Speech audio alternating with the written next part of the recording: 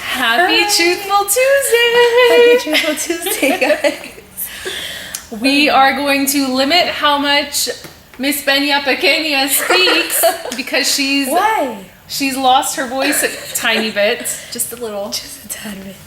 Oh my God, what's going on? We've got a few ideas rolling around regarding our title. Yes. So we're leaning towards honest tea time. Honest tea time. Honest tea time. Oh, I love it.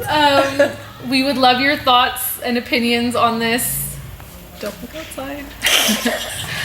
And squirrel. Yes, we tend to be easily distracted.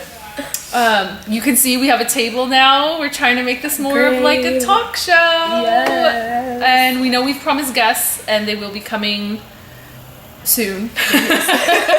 Coming soon to a theater near Yes. you. So today's topic is going to be about self-care.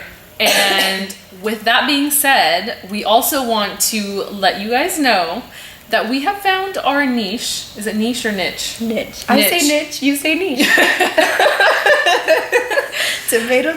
Yeah, and we are doctors of self-love. The self-love doctor. Yes, self-love doctors. So if you have questions regarding self-love, send it to us, email us, leave comments below, subscribe to the channel. We are certified. Yes. And so today's topic regarding self-love is self-care.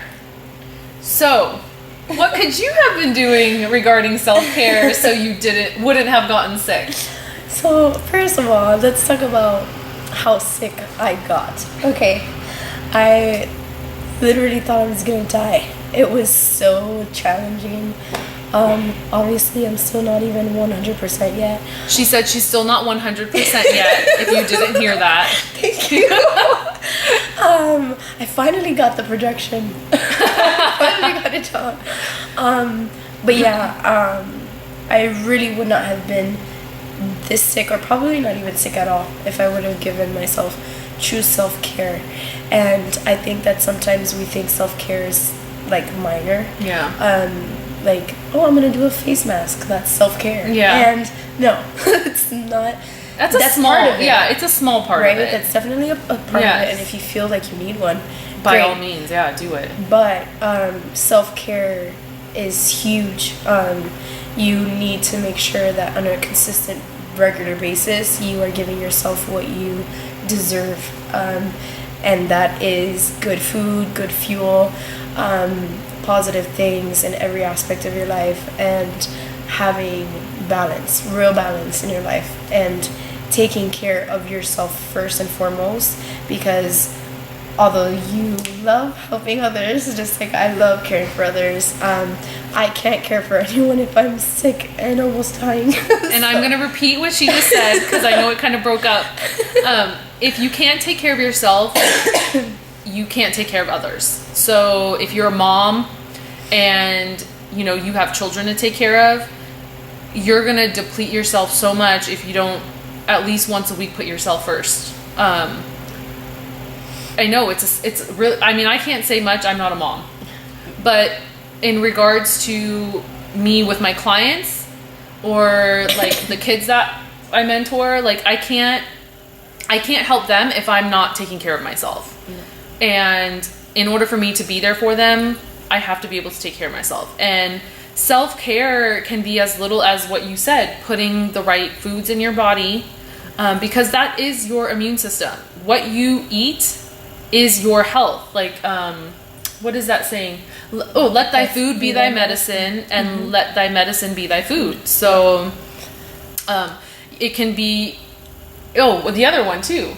Your choice in food could be your best medicine or your worst poison. Oh yeah, absolutely. So you definitely, if you want to be healthier, if you want to grow in your self-love, start with what you're putting in your body. Like, you don't drive a Bentley and put unleaded, right? You're putting that 91 in there, not that 87.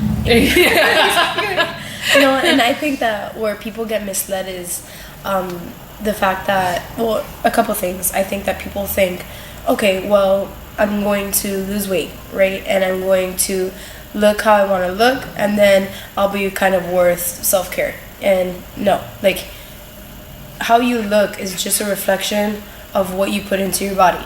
And if you're not putting right things into your body, if you're not taking care of yourself on a regular basis because you deserve it, you're not going to look better. No. And you can't be obsessed with like going over the top just to look a certain way or be a certain way or to accomplish things, even because we all have goals that we want to reach and meet. And that's just the physical aspect of it. Exactly. You want to also take into account, the thoughts and emotions that you're ingesting. Yeah. Everything that you're receiving through your sensory input needs to be digested and needs to be processed. And so it's part of self-love and self-care isn't just the foods you're putting in your body, it's also the thoughts you're putting in your body, or mind, I should say, and the emotions. Energy. I mean, you cannot expect to expend, and I don't mean only expending energy through exercise, but if you are expending energy through exercise and then through communicating and helping others,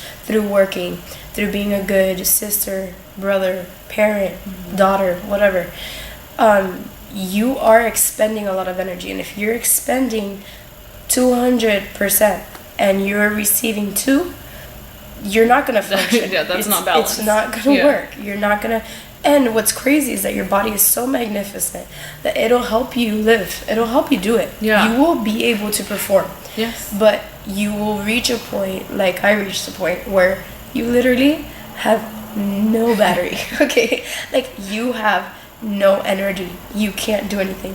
I physically couldn't get out of bed this whole week. I was not able to do anything. I couldn't even drive without feeling completely drained, like if I was gonna pass out. I couldn't do anything. So although for months I was able to do above and beyond and expect my body to do all these things, and it was doing it, guess what? Body gave up on me. Yeah. It did, because my body was like, look, you've been completely destroying me and not giving me what I deserve. So what are a few things that came to light to you while you were sick and had nothing to do but dwell in your thoughts and ask yourself, what led to this point of me being sick with the flu and completely, your body telling you, yo, chill, you need to rest, we need to take care of you right now, we're fighting something and you need to rest. So like, what do you think led up to this point? What are some of the things that you could have changed? So definitely the time that I was giving myself didn't exist anymore. I was spreading myself so thin in every different direction. I mentor, I train, I really want to help people, and so what I was doing was just giving myself to a whole bunch of different things and not giving me to myself. And I also wasn't eating properly, which is so important. Food is not something that you have to quickly squeeze into your busy schedule. No, food is essential. If you are not sitting down and enjoying your meal, you need to figure out what you need to do within your schedule to be able to do that. Because that is most important. Yes. So I don't care if your job is asking you to work more or do more. If you are to the point where you do not have time to sit down and eat, there's an issue there. Yes. And you need to make time for food. Yes. I was not sitting down and enjoying my meals. I was in such a rush, and you notice that I was just overeating really quick or under eating really quick. Everything was in a rush, and I couldn't figure out why and what was bringing back those patterns. And it was simply because I had so many different things on my plate that I didn't have time to sit down and eat. But the reality is that I wasn't making time. I wasn't making time to care for myself. And part of that self-care and part of that feeling overwhelmed and not having so much on your plate is so many people in this world think they can't ask for help. And you need to know that you need to ask for help before it's too late, because you got the flu, thankfully it was just the flu and not something worse. But there are people out there that struggle with worse things because they don't know how to balance their time and their food and whatnot. In Ayurveda, they say take the time to pay attention to your eating. Don't be distracted by electronics or the TV or anything, because it should be a ceremony. You eating your food and nourishing your body and your soul and your mind with these nutrients is a ceremony, and you should mindfully do it. Yeah. One of the things that I need to start asking myself too, but I learned in class from a professor we had, was that you should ask yourself each day, what did you do for your mind today? What did you do for your soul today? And what did you do for your body today? And you should be able to each day check mark all three. Yeah. At least something for all three. Yeah, and I love how you said you should be able to, because since we're not taught these things in school, and since we're not guided to do these things, we think that they hold no value, when in reality they are the most important things in your life. Yes. Like, they are essential. And I totally lost sight of that too. I gained strength and health only because I started giving myself priority. Yeah. And along the way I lost that priority again, because I was like, oh, but they need me, and this needs me, and that needs me. And no, you need you. Yes. Your body is begging you for attention. It needs it. It needs the fuel. It needs the mental fuel as well. It's not just about food physically, but also the food that you're giving your mind, like what your eyes are seeing and who you're around, who you're surrounded by. Making sure that what you're giving time into, what you're investing your time into, who you're investing your time into, is also giving you back energy and not just taking energy. Everyone wants commitment, but you have to remember, you are your biggest and first commitment. You have to live with yourself until the day you die. Absolutely. So you need to learn to have a good relationship with yourself before you can expect a good relationship from other people. Before you can give to other people. And this, exactly. Yeah, that's because it. I think, like, for myself personally, I always get carried away with giving. Right? Oh yeah, it's easy to do. It's so easy, and I'm not saying that giving isn't important. It's what gives you passion and satisfaction in life. But if you are giving to the wrong people, and to the sense that, I mean, everyone deserves to be given something, but you shouldn't be investing your time into giving people that are just taking and not replenishing your energy. And if you are not doing that, or you're doing too much of that, then it's an issue. And another thing that happens is that when you are investing in doing things just to do them, and not doing things because they add value into your life, then it's also a big issue. And you become so drained because you give and you give and you give and you give, and you forget why you even give. And you're also not giving to the source and the vessel that needs the most giving. You need to be 100% in order to be able to help other people. You need to give to you what you are so willing to give to other people. I'm very easy to give to everyone else, to the point where I would rather have nothing just to give you something. And that is not healthy. No, because you just said, I would rather have nothing to give you everything. Exactly. But then what are you going to give to yourself? And then how are you going to give more if you've got nothing left? You can't. It's impossible. So you literally have to think of yourself as like a bank account. Yes. You have to make deposits and withdrawals. I love that. When it comes to energy and good positive feelings, you have to deposit into your own bank account in order for other people to make withdrawals. Exactly. And they in turn also, because as they pull a withdrawal out from you, that's you depositing into them. So they in turn need to also, as you withdraw for them, they need to just deposit positive, healthy energy to you as well. Exactly. It's all an exchange of energy. I don't remember a lot from physics, but you can't create new energy. No. And you can't completely destroy energy. It's all like transferred. And it just changes form. So that's money. What we remember. That's literally what money. Everything. When people even ask, like, what does it take to be rich? It's just understanding that that's part of energy, right? And in order to be there, you have to be at a certain wavelength. In order to have what you want and to achieve what you want, you need to have a certain amount of energy. but you can't have that certain amount of energy if all you're doing is giving it out. Yeah. Right? You don't want a negative bank balance. We don't want any surcharges or overdraft fees. Because overdraft fees are the flu. And it ain't fun. No, because it's not the other person paying for it, it's you paying for it. It's you paying for it. Yeah, Yes. you're absolutely, that's a huge thing too. Yeah. It's like those people or things that you gave all of your energy to are like, bye. Yeah. I hope you get through the flu. Yep. Right? You have to give you what you deserve fully. Yes. Because you're the only one that's going to be going through the flu. Even if people are supportive. Yeah. Like, you're the only one physically going through this. Feeling it. No one else felt what I felt. Yeah. No one. Even if I had support and people there loving me and offering their help, at the end of the day, I can't give anyone the flu that I'm feeling. Yeah. But they won't feel what I'm feeling. I am the only one going through that feeling, and that should offer you enough wisdom to know that if you're the only one feeling these negative things, you're the only one that's going to be able to reap the benefits of the positive things as well. Yes. And you need to give that to yourself. Yes. So, in my opinion, well, for me, I'm not going to say my opinion. For myself, when it comes to self-care, I know it's very important for me to put the right foods in my body, go to bed at a decent hour, wake up at the same time every day. Like, I need a wake up, bedtime, and when I eat my meals routine, because that keeps me at my most optimum level. As far as like other things, you know what? I'll bring up another thing of self-care is, we are personal trainers. We do personal training as well. I'm not going to say that's all we are. We do that as well. Yes. And a very important thing I tell my clients is, like foam rolling.